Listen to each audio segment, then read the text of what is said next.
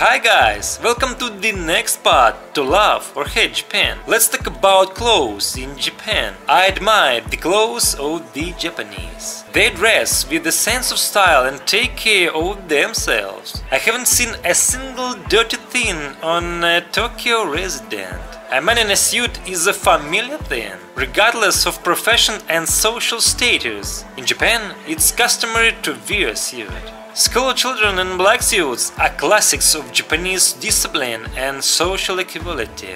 Metro stations are very similar to fashion festivals in France. Where are these sports items? Where are these sneakers? Look at the shoes of Japanese girls. Wearing these shoes every day can feel uncomfortable, despite the fact that the distances in the metro are very long. The weather in Tokyo is not always clear and it rains at times. The Japanese don't wear raincoats. The only thing they can afford is an umbrella. Perhaps the shoes are not very practical in the rain, but high-quality footwear allows the Japanese to maintain an attractive appearance in any weather.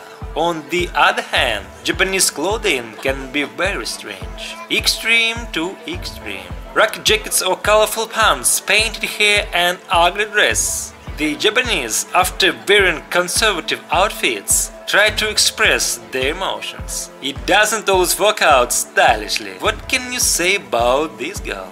Is she stylish or strange? And what about the guy? Is it ultra-modern or is he ultra-weird? It follows that Japanese society is forced to wear dark clothes. And the only way to avoid this is walk in bright things around the Harajuku area. So guys, Tokyo is really fantastic and sometimes weird. So please subscribe the channel. Bye bye.